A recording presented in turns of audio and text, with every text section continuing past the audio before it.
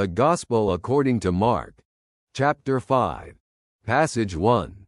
Healing of the demon possessed in the Gerasenes. They came to the other side of the lake, to the country of the Gerasenes.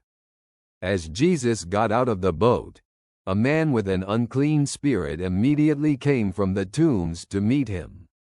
He lived in the tombs, and no one could bind him anymore, not even with a chain. Often he had been bound with shackles and chains, but he tore the chains apart and broke the shackles. No one was strong enough to subdue him. He was always, day and night, in the tombs and on the hills, crying out and cutting himself with stones. When he saw Jesus from a distance, he ran and bowed down before him and shouted in a loud voice, "What do you want with me, Jesus, Son of the Most High God? In God's name, don't torture me." For Jesus had said to him, "Come out of this man, you unclean spirit." Then Jesus asked him, "What is your name?" And he replied, "My name is Legion, for we are many." And he begged Jesus repeatedly not to send them out of the area. Let's reflect on this together. In this passage from the Gospel, we see a dramatic moment where Jesus is confronted by a demon-possessed man living among the tombs, full of suffering and violence. This man is unable to control his life as he is possessed by a legion of demons. His life is a constant battle, full of cries and pain. Even though others tried to bind and restrain him, he was undefeated because the forces of evil held complete control over him. This is an image of a person entirely subjected to dark forces, incapable of freeing himself. However, the encounter with Jesus changes everything.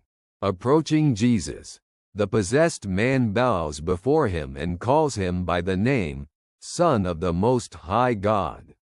What seemed impossible before, freedom from evil forces, becomes a reality through the power of Jesus. Jesus not only casts out the demon but also interviews the possessed man, revealing that a legion of demons, not just one, controls this man. This is evidence of Jesus' immense power over the forces of darkness, capable of freeing a person even when possessed by so many demons. This scene shows us not only Jesus' power but also his compassion. Jesus, despite having authority over dark forces, acts not with distance but with love and readiness to help.